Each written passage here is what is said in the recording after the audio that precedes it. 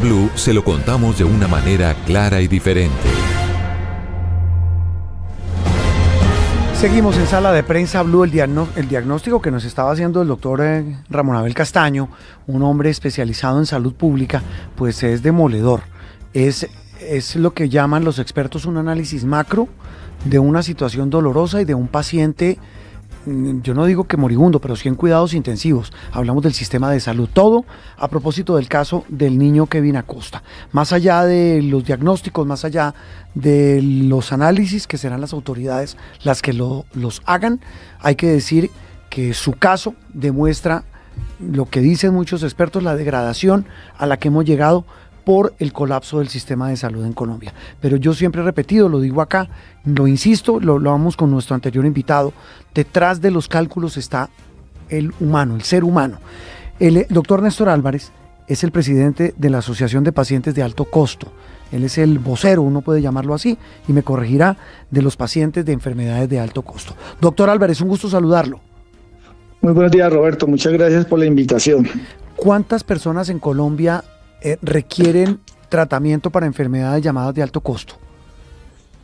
Digamos que aproximadamente, según la cuenta de alto costo, entre cáncer, todo lo que está catalogado el sistema de salud, podemos tener alrededor de unas 600,000 personas como mínimo, porque aquí pues no hay un sistema de información que nos diga claramente y concisamente ese número, pero sí nos estamos moviendo alrededor de esas personas en tratamiento, en diagnóstico y en remisión en algunos casos. Si a usted, señor Álvarez, le dijeran, defíname cómo es la vida, hablo de la vida frente al sistema de salud, no la vida física, a la larga tienen que ver, están íntimamente ligadas, pero cómo es la rutina de una persona en Colombia con una enfermedad de alto costo frente al actual sistema de salud, ¿usted qué diría?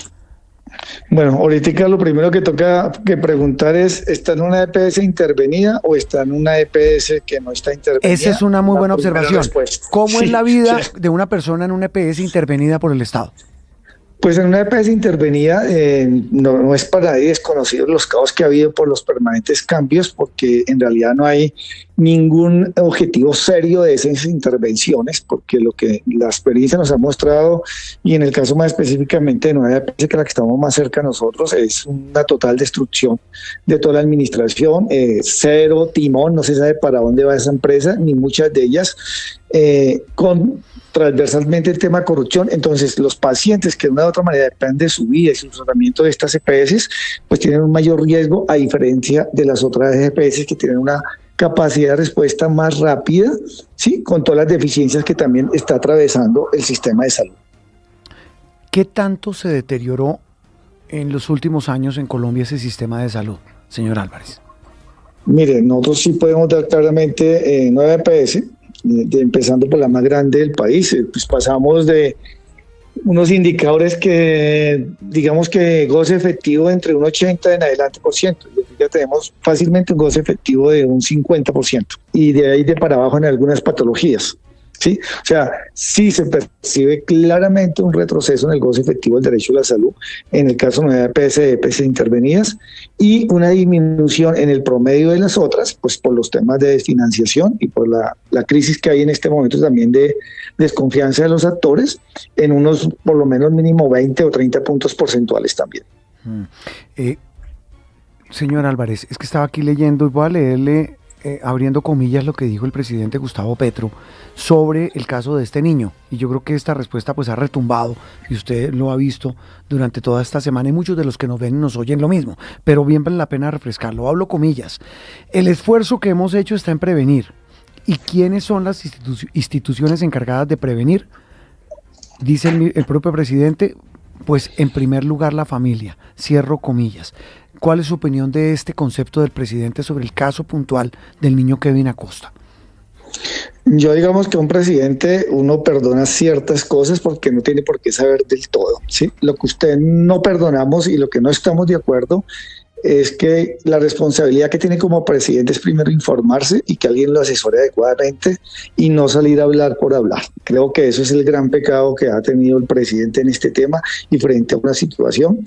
al no respetar tampoco y dar opiniones sin informarse y adecuadamente en un momento crítico como es la muerte para una mamá de un hijo, y más que nosotros sí tenemos claro una cosa en la experiencia de nuestros 20 años de lucha, sí, es que las mamás de estos niños, de estas patologías, son mamás muy empoderadas, que a veces salvan la vida primero ellas ante los errores médicos, ante cosas, porque ellas son las que han estado con sus hijos, saben qué toman, qué no toman, qué pasa, qué deben hacer, o sea, digamos que fue una irresponsabilidad, una insensibilidad, y debería, o sea, es lo mínimo que debería hacer, dirigirse al país, pedir excusas y ya con mejor información, abstenerse de dar comentarios en su campo, pero imperdonable en un ministro, complementando, porque un ministro pues... Sí, se me olvidaba, casi nada, el médico, el comentario del médico que maneja o que ostenta el cargo, mejor, de ministro de Salud.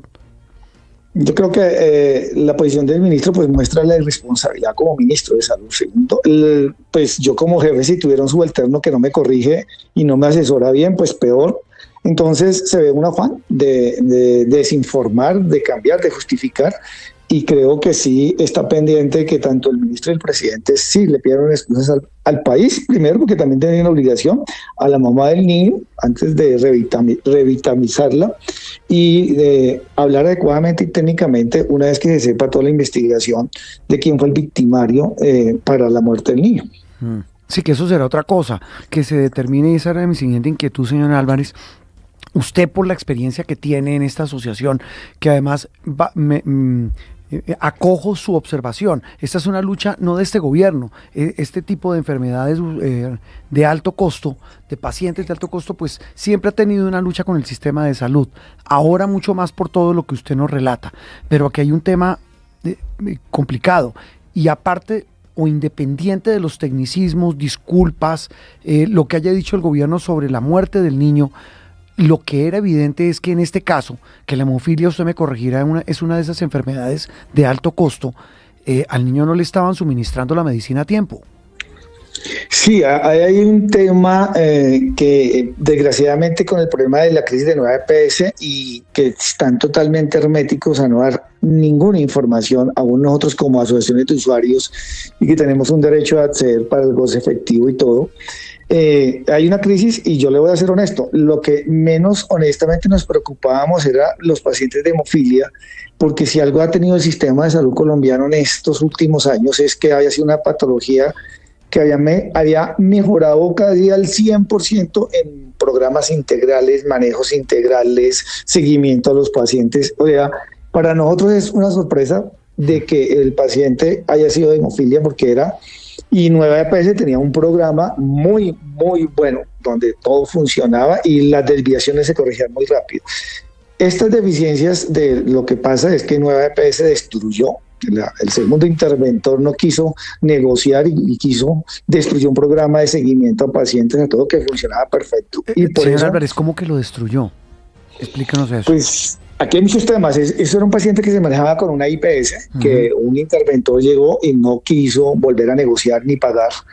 Y acabó ese programa y empezó a entrar nuevos IPS, algunas con experiencia, otras no con tanta experiencia.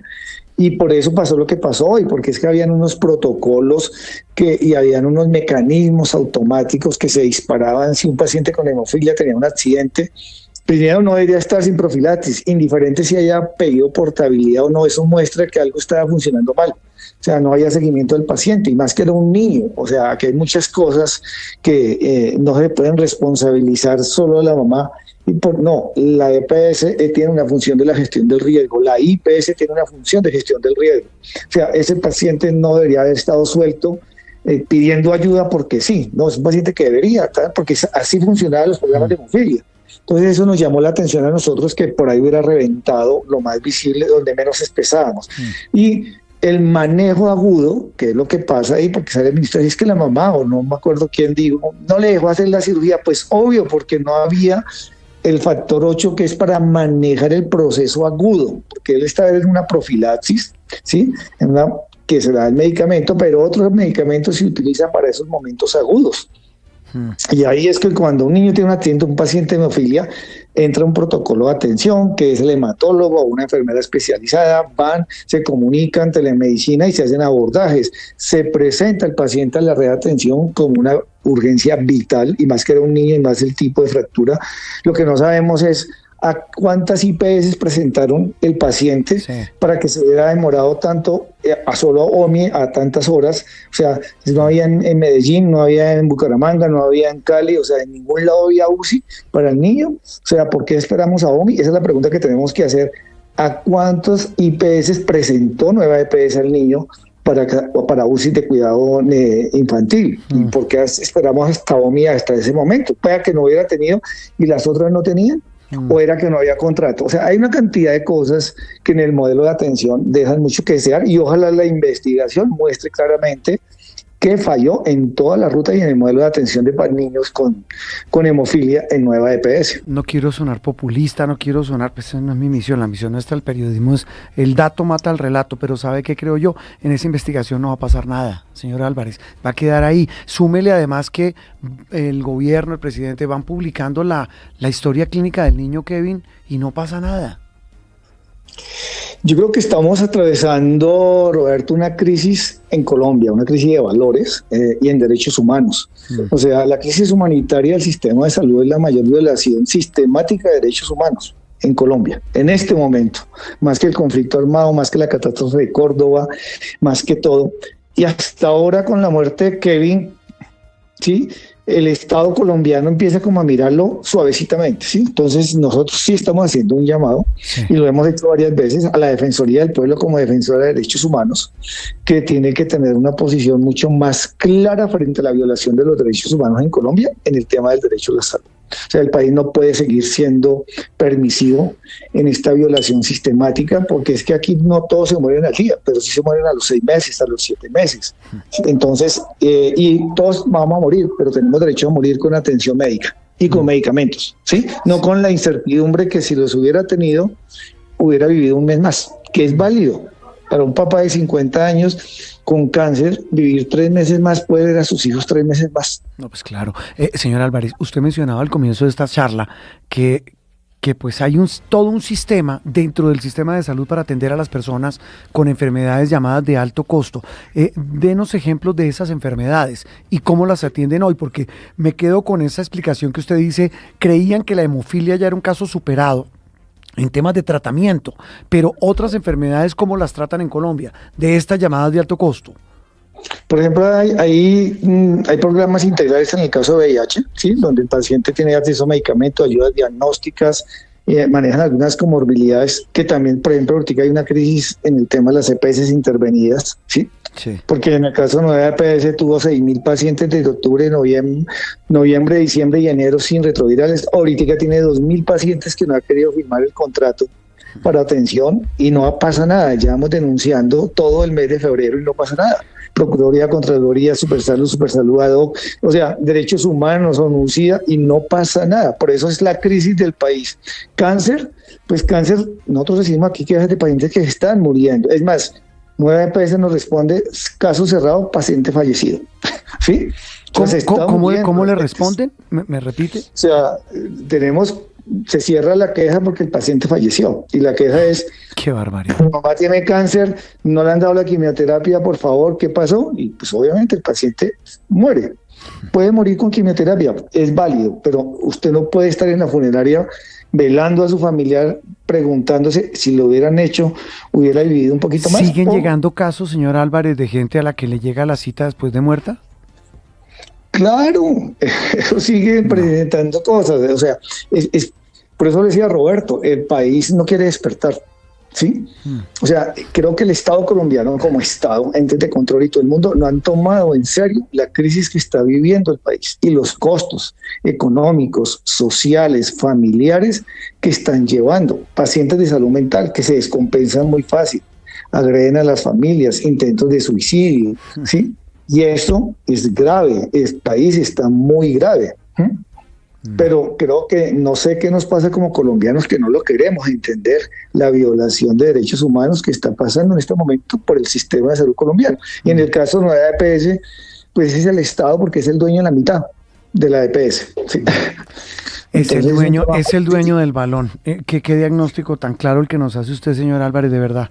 Y con todas las aristas posibles, teniéndolas en cuenta. Le mandamos un abrazo, muchas gracias. No, muchas gracias a ustedes y muy amables por el compromiso y ojalá que nos ayuden a que el país despierte y el Estado colombiano para respetar el derecho fundamental a la salud. Esto no puede seguir pasando en Colombia. No puede seguir pasando. A los colombianos les están violando el derecho a la salud. Estamos en Sala de Prensa Blue. Estás escuchando Sala de Prensa Blue.